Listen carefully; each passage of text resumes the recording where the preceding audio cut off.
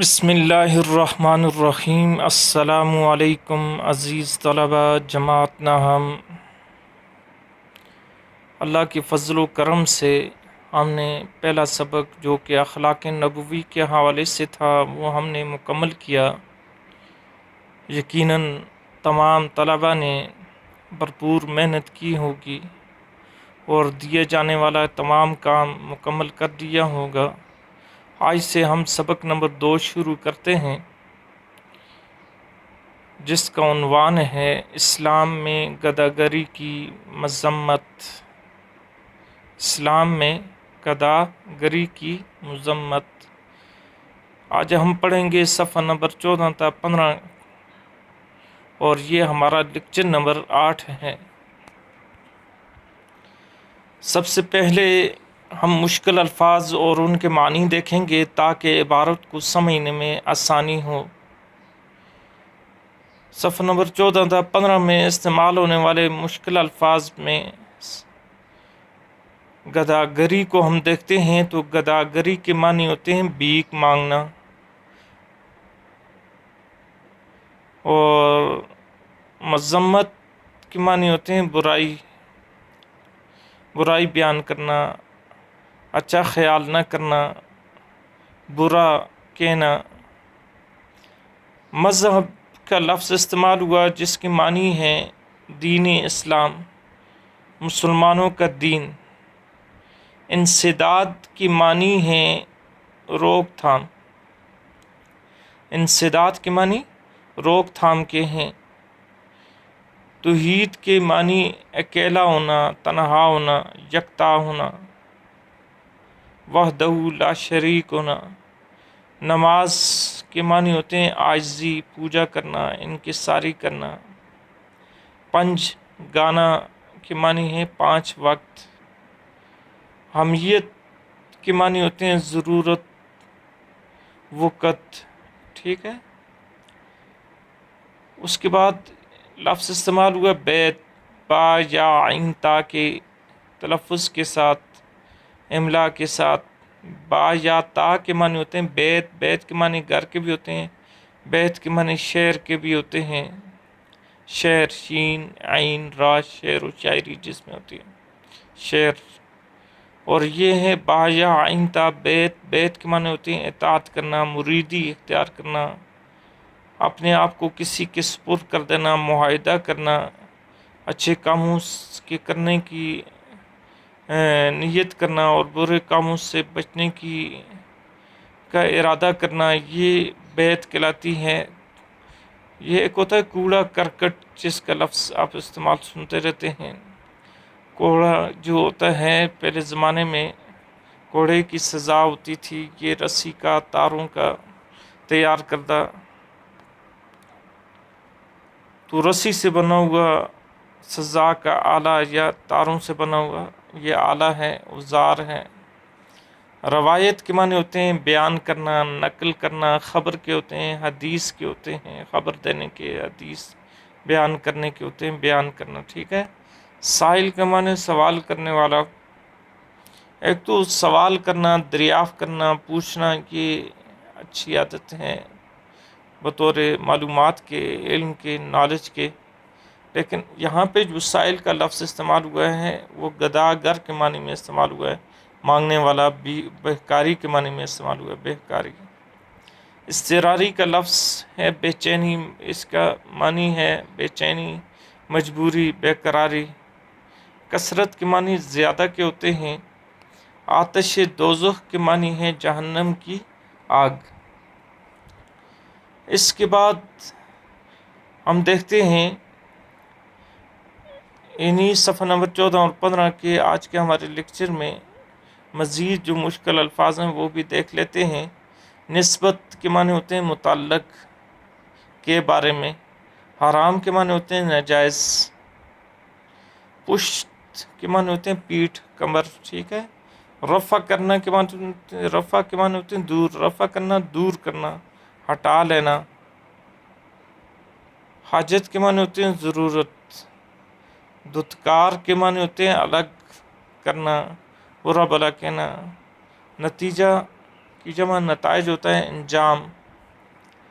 اوزار ذریعہ، ٹھیک ہے، کسی چیز کو اختیار کرنا، استعمال میں لانا. ملعون کے معنی ہوتے ہیں لعنتی، جس پر لعنت کی گئی ہوں. اندوختے کے معنی ہوتے ہیں غم کا مارا ہوا، بچا ہوا. نداری کے معنی ہوتے ہیں مفلسی، غریبی. کفران نعمت کے معنی ہوتے ہیں نعمت کا انکار کرنا یا ناشکری کرنا، ناقدری کرنا. دروغ گوئی کے معنی یہ ہیں جھوٹ بولنا. جامع کے معنی ہوتے ہیں مکمل الفاظ، یعنی ایسے انداز سے بات کرنا کہ اب اس بات میں مزید وضاحت کی ضرورت نہ رہے، تمام خصوصیات کے ساتھ بات کرنا. مکروہ کے معنی ہوتے ہیں ناپسند. یہ تھے مشکل الفاظ. اب چلتے ہیں سبق کی جانب. آج کے یہ صفحہ نمبر 14 کو دیکھتے ہیں. تو اس میں اس سبق کا عنوان جو ہے اسلام میں گداگری کی مذمت.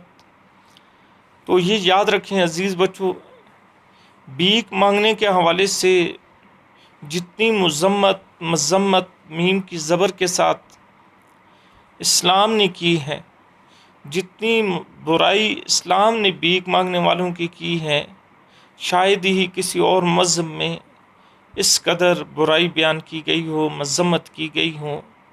اللہ تعالیٰ کے پیارے رسول صلی اللہ علیہ وسلم سوال کی روک تھام کو اتنا ہی ضروری خیال کرتے تھے جس طرح توحید کی دعوت دینے کے حوالے سے، نماز کی ادائیگی کے حوالے سے اہمیت دیتے ہیں. اسی طرح اس کی روک تھام کے حوالے سے، گداگری کی روک تھام کے حوالے سے آپ صلی اللہ علیہ وسلم اس پہ زور دیا کرتے تھے، اس پہ کوشش کیا کرتے تھے، تلقین فرمایا کرتے تھے.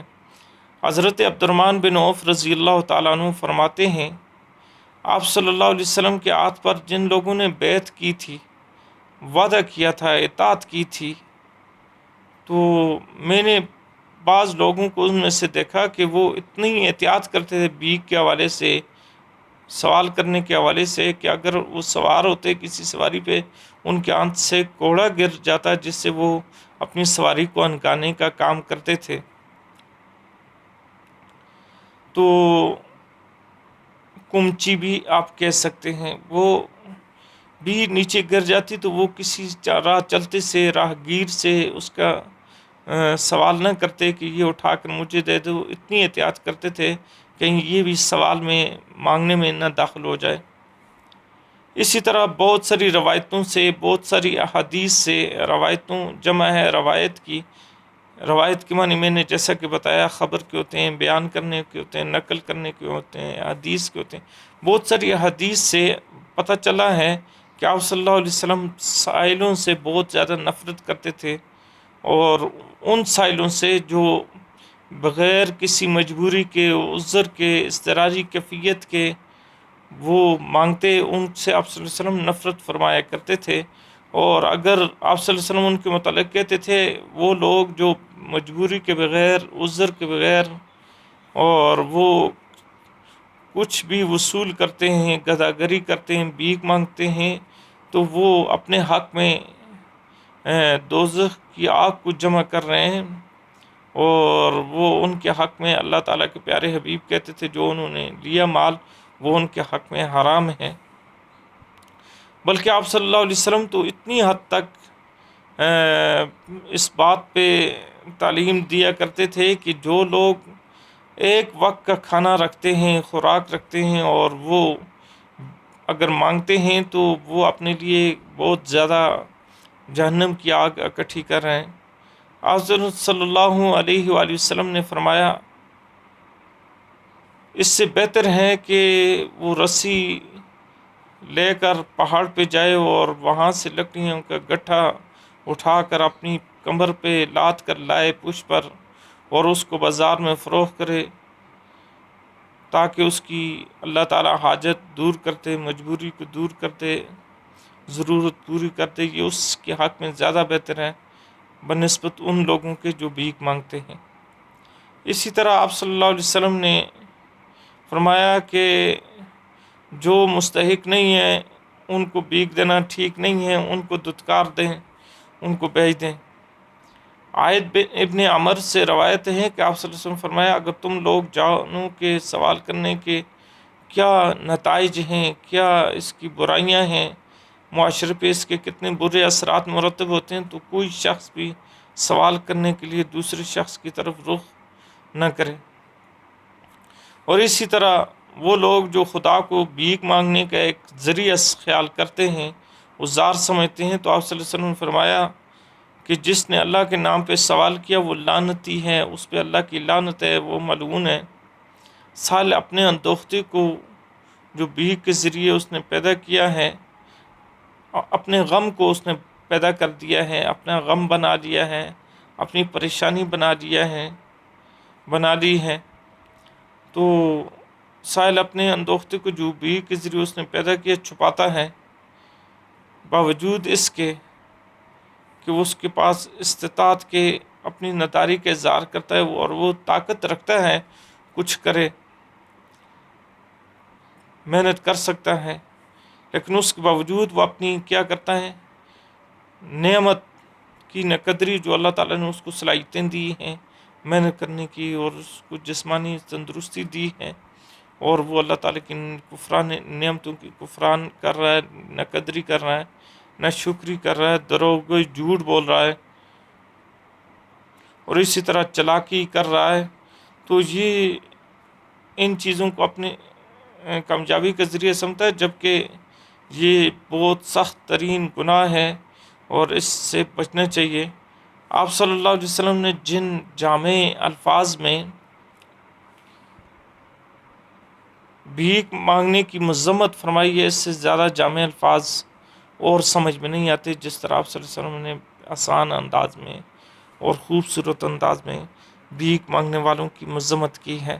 آپ صلی اللہ علیہ وسلم نے سائلوں کی تعداد بڑھنے کو اس طرح، اگر سارے لوگ بھیک کی مذمت نہ کی گئی، برائی بیان نہ کی جائے، تو بھیک مانگنے والوں کی تعداد میں اضافہ ہوتا ہے، اور یہ معاشرے پہ بہت برے اثرات مرتب ہوتے ہیں، معاشرے کے لوگ سست اور کاہل ہو جاتے ہیں، اور پھر وہ ناجائز دوسروں کا حق کھاتے ہیں۔ تو یہ عمل جو ہے بھیک مانگنے والا، آپ صلی اللہ علیہ وسلم اس کو بہت زیادہ مکروہ جانتے تھے۔ ظاہر ہے کوئی چیز سائلوں کی تعداد بڑھانے والی ایسی نہیں ہے جیسی ہر مستحق اور غیر مستحق سائل کا سوال پورا کرنا۔ یہ چیز اگر غیر مستحق کا کیا کریں گے، سوال پورا کریں گے، تو آپ یہ معاشرے میں یہ وبا جو ہے، اخلاقی بیماری جو ہے، یہ بڑھتی چلی جائے گی۔ اسی طرح متعدد بے شمار روایات کے انداز کلام سے، بیان کرنے کے انداز سے معلوم ہوتا ہے کہ آپ صلی اللہ علیہ وسلم غیر مستحق سائلوں کا سوال پورا کرنے سے خوش نہ ہوتے تھے۔ چنانچہ ابو سعید رضی اللہ تعالیٰ عنہ سے روایت ہے کہ آپ صلی اللہ علیہ وسلم فرمایا، قسم ہے خدا کی، جو غیر مستحق سائل میرے پاس سے اپنا مطلب حاصل کر کے لے جاتا ہے، وہ مطلب نہیں ہے اس کے حق میں، مگر وہ جو لے گیا ہے غیر مستحق دوسروں سے مال اکٹھا کر کے، وہ اس کے لیے آگ ہے۔ یہ سن کر حضرت عمر نے عرض کیا رضی اللہ تعالیٰ عنہ نے کہ آپ صلی اللہ علیہ وسلم کیوں اس کا مطلب پورا کرتے ہیں؟ آپ صلی اللہ علیہ وسلم فرمایا، کیا کیا جائے، لوگ تو مانتے نہیں، اور خدا تعالیٰ رد سوال کو مجھ سے پسند نہیں کرتا۔ لوگ احتیاط نہیں کر رہے ہیں بھیک مانگنے والے، اور مجھے اللہ تعالیٰ نے پابند بنائے ہوئے کہ تیرے در سے کوئی بھی سائل خالی نہیں جانا چاہیے۔ میں اس لیے سوال کرنے والے کا انکار نہیں کر سکتا ہوں، لیکن باقی لوگوں کو چاہیے کہ وہ سائلوں کی اس طرح کی سائلوں کی جو غیر مستحق ہیں برائی بیان کریں اور ان کو کچھ نہ دیں۔ تو عزیز بچوں، اب آتے ہیں عملی کام کی جانب۔ تو آپ لوگوں نے آج کے اس جو ہم نے پڑھا ہے صفحہ نمبر 14 تا 15، اس میں جو ضروری سوالات ہیں آپ نے ان کو خوبصورت کر کے، خوش خط کر کے لکھ کے لانا ہے، اور اس کی بروقت اسائنمنٹ جمع کروانی ہے۔ نمبر 1، بھیک مانگنے کی سب سے زیادہ مذمت کس مذہب نے کی ہے؟ نمبر 2، سوال کرنے کی انسداد کو آپ صلی اللہ علیہ وسلم کتنا ضروری خیال کرتے تھے؟ نمبر 3، سوال کی احتیاط میں صحابہ رضی اللہ تعالیٰ عنہ کا عمل کیا تھا؟ بغیر حاجت سائل کے بارے میں آپ صلی اللہ علیہ وسلم کا کیا ارشاد ہیں؟ نمبر 5، اللہ کے نام پر مانگنے والوں کے متعلق آپ صلی اللہ علیہ وسلم نے کیا ارشاد فرمایا؟ تو یہ مختصر سوالات ہیں، ان کے جوابات آپ نے تحریر کرنے ہیں۔ آج کے لیے اتنا کافی ہے۔ اللہ حافظ۔